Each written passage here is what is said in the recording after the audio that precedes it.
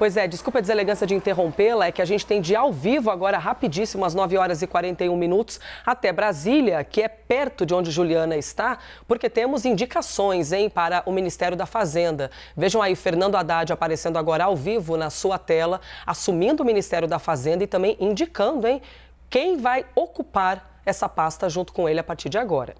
A Deus e a minha família.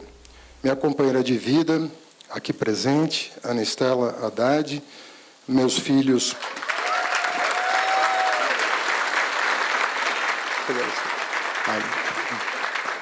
Estava procurando ela. Meus filhos queridos, Frederico e Ana Carolina.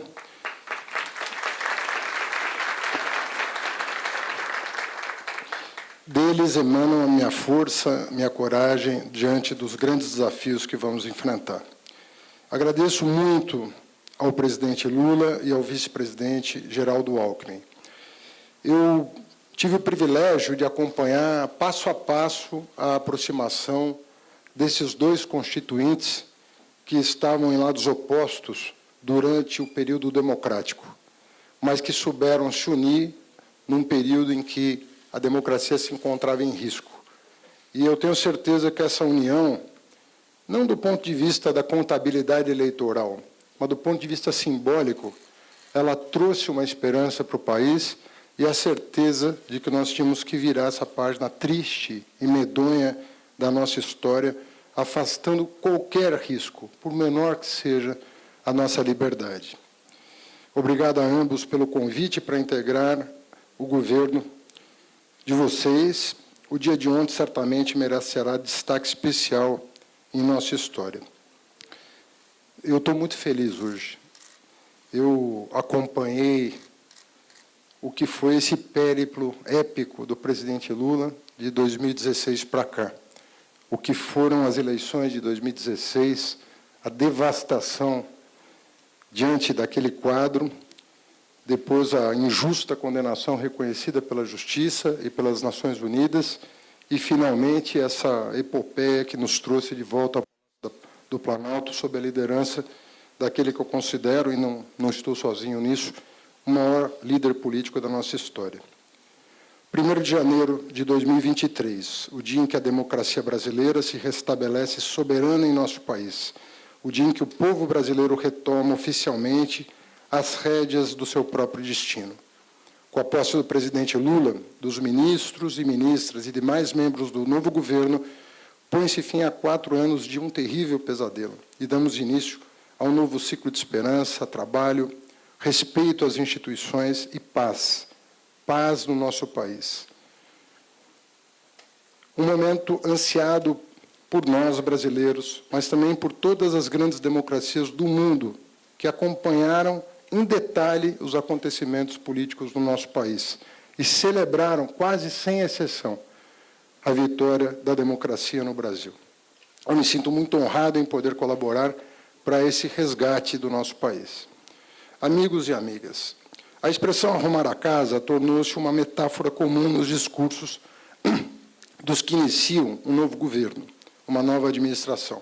Mas eu ouço dizer, sem o receio de cometer exageros, nós estamos mais próximos da necessidade de reconstruir a casa, mais do que simplesmente arrumá-la.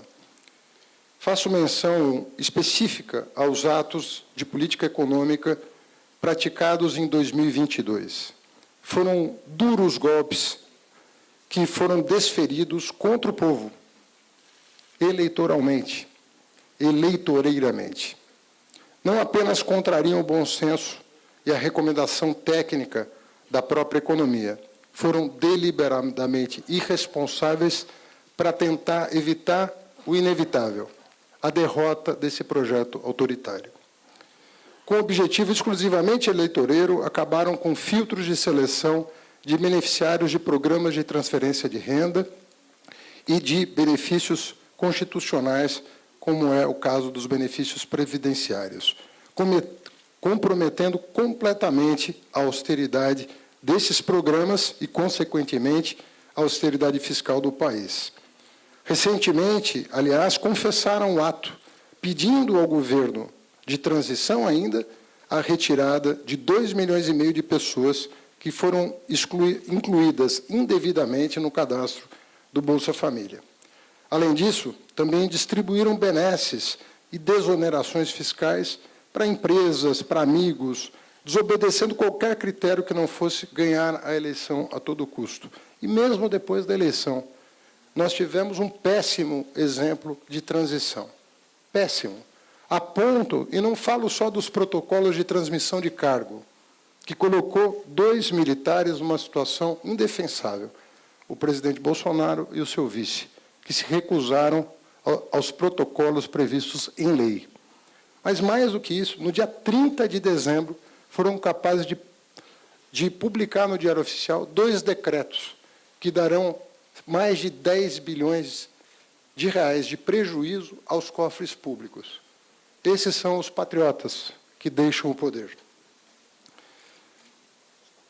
O custo, senhoras e senhores, é conhecido. 3% do produto interno bruto do Brasil foram gastos em aumento irresponsável de dispêndios e em renúncia fiscal. Estamos falando, portanto, de um rombo de cerca de 300 bilhões de reais provocados pela insanidade. O povo brasileiro que acompanhou a fase de transição de governo entende bem do que estamos falando e sabe que esses e outros erros do governo que se encerrou precisam ser corrigidos. Portanto, é o que faremos com a urgência devida desde o primeiro dia de governo. Nós não aceitaremos esse resultado primário previsto na atual lei orçamentária, que prevê absurdos 220 bilhões de déficit no orçamento de 2023. Vamos trabalhar arduamente para rever todos os atos que eu, inclusive, considero ilegais que provocaram essa situação. Além de trabalhar com toda a ênfase na recuperação das contas públicas, é preciso combater a inflação. É preciso fazer o Brasil voltar a crescer com sustentabilidade e responsabilidade, mas principalmente com prioridade social, geração de empregos, oportunidade, renda, salários dignos, comida na mesa do trabalhador e preços mais justos. Essa é a síntese da missão que recebi do nosso presidente Lula e podem ter certeza que eu e essa equipe que eu lhes apresento, nós não mediremos esforços e daremos o melhor de nós para cumpri-la. Assumo com todos vocês o compromisso de enviar ainda no primeiro semestre ao Congresso Nacional a proposta de um novo arcabouço fiscal que organize as contas públicas pelo longo prazo.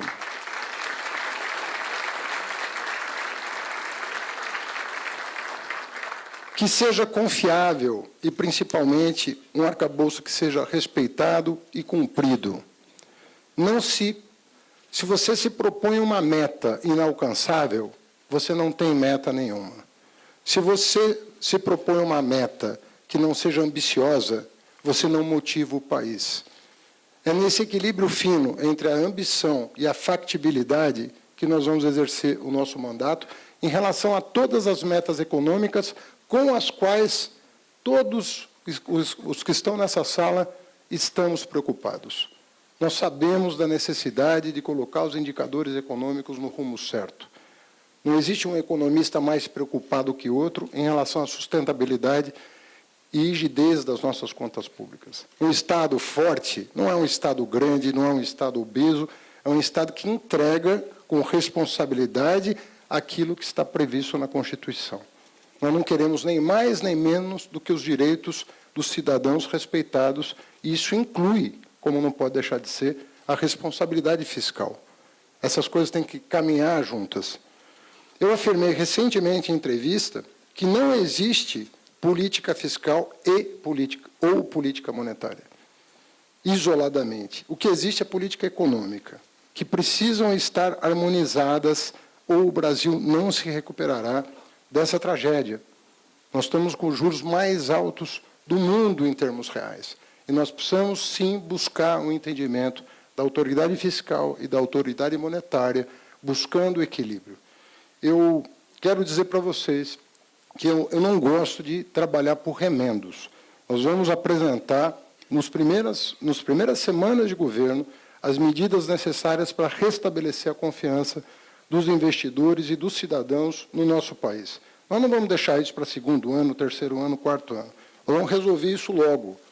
Obviamente que há uma instância política, que é a Presidência da República, que define o ritmo e que define os rumos do país. Mas, enquanto equipe técnica, e vocês sabem o quanto isolada a equipe econômica fica na esplanada. Ela sempre, o patinho feio da esplanada. Nós aceitamos esse encargo, mas para fazer o bem para a população, para fazer o bem para o país. Eu não tenho nenhuma dúvida de que eu estou ladeado aqui das melhores cabeças para me ajudar nessa tarefa de apresentar ao presidente Lula um plano de sustentabilidade social, ambiental e econômica de longo prazo para a nossa nação.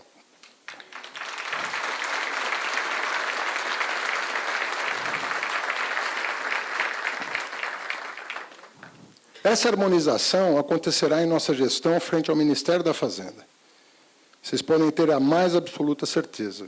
Eu acredito que o diálogo é a maior ferramenta da política e o melhor caminho para encontrar o denominador comum dos anseios da população brasileira, do mercado, do cidadão, de todos os que aqui dedicam a sua vida.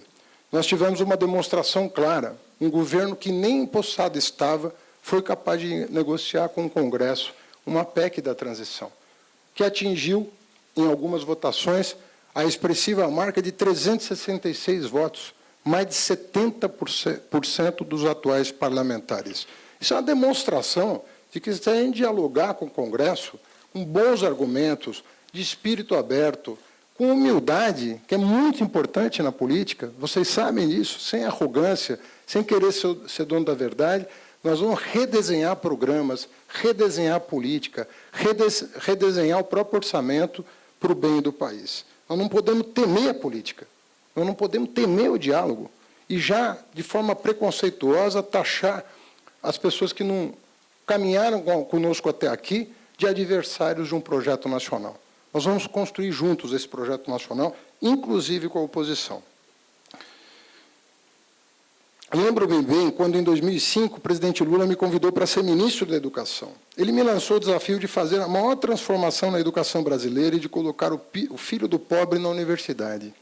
Nós fizemos muito mais do que isso. Nós botamos o filho do pobre na creche, o filho do pobre na pré-escola, o filho do pobre na escola técnica, o filho do pobre na pós-graduação. E melhoramos como nunca, a qualidade do ensino fundamental. Infelizmente, boa parte dessas conquistas foram perdidas, mas hão de ser recuperadas. E muita coisa está de pé até hoje. Essa missão no Ministério da Educação só foi cumprida porque houve diálogo com a sociedade. Nós nunca perdemos uma votação no Congresso Nacional, mesmo de projetos polêmicos.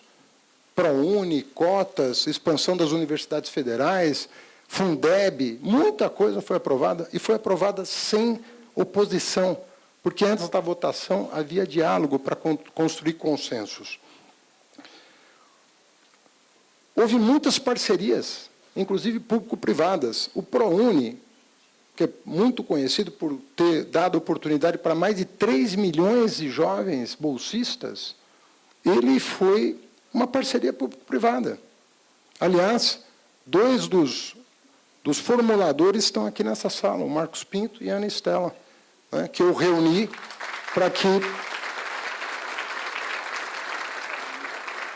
E é bom que o setor privado esteja atento às oportunidades. A gente tem que sair desse pensamento binário, ou estatal ou privado. Tem muita coisa que pode e deve ser feita conjuntamente. Está aqui pessoas que têm prática nisso. Seron participou da Secretaria de Finanças da Prefeitura de São Paulo. Ele e o Barreirinha são responsáveis pelo grau de investimento que a cidade obteve, pela primeira vez na sua história. A cidade mais endividada do Brasil se tornou credora líquida. Tem em caixa toda a sua dívida de médio, curto e longo prazo. Aliás, o dobro do que deve, em caixa. São dois meninos aqui, eu chamo assim porque são de outra geração, que têm uma capacidade enorme. Gabriel Galípolo, aliás, Seron e Gabriel foram companheiros no governo Alckmin. O Seron é tão bom que foi convidado pelo Alckmin, depois de eu ter passado pela prefeitura. Então, não tem essa de partido, quando o que está em jogo é o interesse social. São pessoas que ajudaram a construir políticas públicas muito importantes, para não falar de todos os que estão aqui, que eu convidei com muita honra e que vou citar oportunamente. A Pia, que foi meu colega, enquanto eu era secretário executivo do MEC, ele secretário executivo do Ministério da Fazenda, né? Essas moças ilustres que foram convidadas para a equipe, Fernanda, Annelise e Tatiana, pessoas experimentadas na máquina pública federal e que se dispuseram a compor a nossa equipe, gente que está, enfim, na fronteira do que de melhor pode se produzir em termos de políticas econômicas. E o Guilherme, já que eu citei todos, vou citar o Guilherme também, que, dentre outras qualidades, tem duas muito incomuns, sobretudo entre economistas, que é coragem e humildade.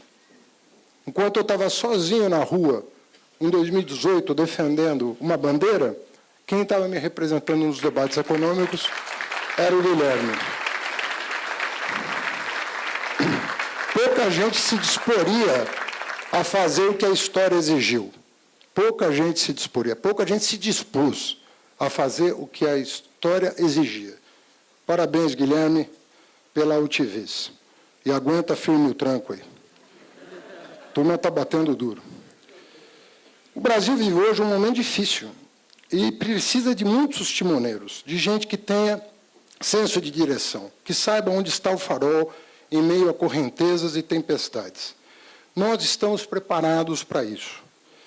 Nós somos quase todos economistas de formação ou advogados de formação, a maioria de profissão.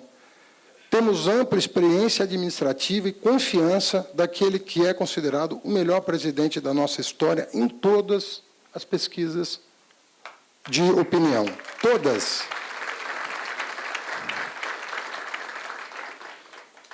Nós não somos dogmáticos, nós somos pragmáticos, nós queremos resultados, mas nós seguimos princípios e valores.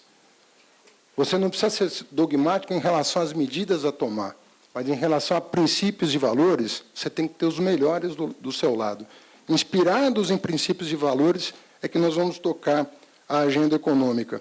E me sinto muito, muito confortável de estar com uma equipe econômica que tem Geraldo Alckmin, que tem Simone Tebet, que tem Esther Dweck. Éramos o posto Ipiranga, agora somos uma rede de postos, 4 que vão fazer a diferença no Brasil. É muito ruim concentrar todos os ovos numa cesta. Muito ruim. E foi o que foi feito. Nós queremos agir colegiadamente, nós queremos ouvir a sociedade, não estamos aqui para dar aula, nós estamos aqui para colocar os nossos argumentos e aprender, e buscar o melhor caminho.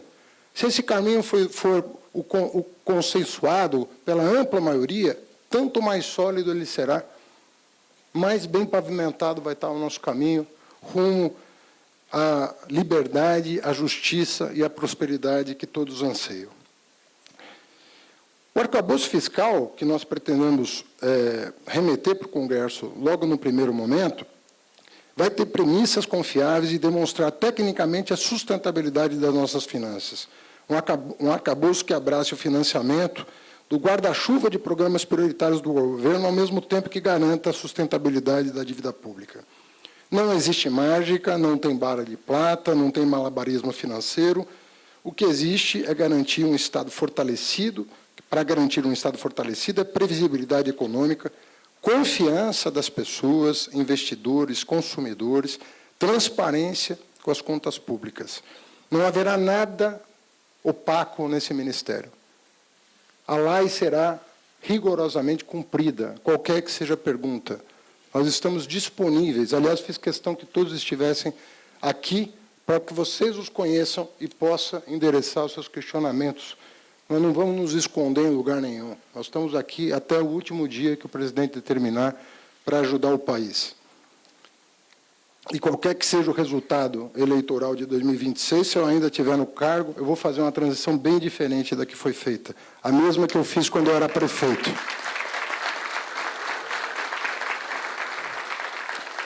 Não estamos aqui para aventuras, estamos aqui para assegurar que o país volte a crescer, para suprir as necessidades da população naquilo que são seus direitos constitucionais, em saúde, educação, no âmbito social e, ao mesmo tempo, para garantir equilíbrio e sustentabilidade fiscal. Nós vamos trabalhar dia e noite para que o Brasil restabeleça a sua relação comercial com o mundo e garanta investimentos para nosso país. Vamos voltar a democratizar o acesso ao crédito, como em 2003, quando o Brasil experimentou um período de grande expansão do crédito com responsabilidade. Não vai ter projeto de lei parado em mesa. Não existe isso. Se o projeto é bom, ele vai andar. Muita coisa boa está parada em algum lugar. E nós vamos montar uma força-tarefa para reunir esses projetos, que, inclusive, já foram propostos pelo Banco Central, por parlamentares, por partidos políticos, e nós vamos endereçar ao Congresso Nacional essa missão de aprová-los o quanto antes. Nós temos que modernizar a legislação do nosso país. As PPPs, que eu tive a honra de minutar o projeto de lei que foi ao Congresso, aliás, junto com Marcos Barbosa Pinto, que era um advogado privado à época, que me assessorou, depois foi para a CVM, BNDES, e agora está voltando ao serviço público. É uma lei que ainda tem muitos impedimentos burocráticos, que nós temos que remover. É uma lei que pode garantir parcerias privadas muito efetivas, pode dinamizar o PPI. Nós podemos fazer do PPI um grande empreendimento, além das obras públicas que serão retomadas, porque há empreendimentos necessários que não têm sustentabilidade de curto ou médio prazo, e isso, sim, exige orçamento público puro. Mas a grande maioria dos empreendimentos, não. Eles podem ser feitos de forma conjunta, e nós temos que buscar. Nós temos uma agenda da reindustrialização do país. Agora saem as primeiras notícias sobre a reindustrialização dos Estados Unidos com base na transição ecológica. O Brasil tem vantagens inestimáveis comparativas na área de transição ecológica. Nós temos que botar as empresas públicas e privadas, as nossas universidades, para pensar um sistema nacional de inovação e tirar proveito disso. Vamos reinstalar aqui as velhas fábricas poluentes, vamos instalar o novo, o moderno, o sustentável. Nós temos toda a condição de fazer isso. O que nós precisamos, portanto, é de uma política ganha-ganha para o povo e para os investidores. Sem investidores, nós não vamos ter empregos, nós não vamos gerar riqueza, mas é preciso um equilíbrio entre os interesses dos mais variados setores da população. Buscaremos também um sistema tributário mais transparente, sobretudo mais justo e mais simples. Beca foi convidado, Beca, me permitam, o Bernardo Api, né? Para quem não sabe. O Bernardo Api foi convidado para ocupar uma secretaria que vai cuidar de um assunto prioritário. Mas quero dizer que eu não trabalho por compartimentos. Essa turma aqui vai almoçar comigo, quando puder, todo dia, para a gente fazer aquele, como dizem os mineiros, toró de palpite, para a gente chegar a resolver os problemas que os ministérios todos setoriais vão nos endereçar. E nós temos que fazer um trabalho fino, inclusive não só interno ao Ministério da Fazenda. Vamos contar com os colaboradores da ministra Simone Tebet, que me honra com a sua presença, da Esther Dweck e do Geraldo Alckmin. Será um sistema tributário mais eficiente, evitando cumulatividade e retirando o peso tributário das famílias de baixa renda. Isso vai permitir ainda que o Brasil se aproxime dos padrões das grandes economias mundiais. Atuaremos também de modo a fomentar e aproveitar o enorme potencial brasileiro de geração de novas energias, eólica, solar, hidrogênio e a oceânica. Encerro agradecendo a todos os que aceitaram me ladear nessa missão no Ministério da Fazenda. A nossa equipe de transição, que trabalhou dia e noite incansavelmente para entregar um relatório profundo sobre a situação atual do Brasil, a eles, meu muito obrigado. Como previmos, o desafio será enorme, mas não maior do que a vontade de devolver o país a seu povo. Quero agradecer aos deputados e deputadas, senadores e senadores, companheiros e companheiras que trabalharam em favor da aprovação da PEC da transição. Eu digo isso, contentou alguns e descontentou a outros, mas quero dizer, alto e bom som, que sem ela o campeonato não estaria organizado. Não se trata aqui de fla-flu, se trata de organizar o campeonato para, com transparência, sabendo o tamanho do problema, que hoje está lá na lei, está consignado em lei o tamanho do problema, com transparência, a gente começar a trabalhar para resolver o problema. e não ficar escamoteando, não ficar mentindo para a população que o déficit vai ser de 60 quando ele estava previsto em mais de 200. Nós não faremos isso. Nós vamos contar com metas objetivas, demandantes, mais factíveis, para entregar para o país a confiança que ele necessita para voltar a crescer. Meus cumprimentos, portanto, ao presidente da Câmara dos Deputados, Arthur Lira, e ao presidente do Senado, Rodrigo Pacheco, pelo republicanismo e dedicação na aprovação da PEC, pelo fim do orçamento secreto, que é o ponto de partida para o nosso trabalho de resgate na transparência do país. Eu não critico pessoas, sobretudo quando eu estou em cargo público. Eu acho que as críticas devem ser feitas às ações equivocadas ou não, e elogiar, mesmo que a ação correta tenha partido de um adversário político. É assim que a gente constrói um país. A gente constrói um país observando, ó, esse ato foi errado, esse ato foi certo, vamos aplaudir. Não importa quem é a pessoa, se ele está ajudando a construir o país, a gente tem que celebrar.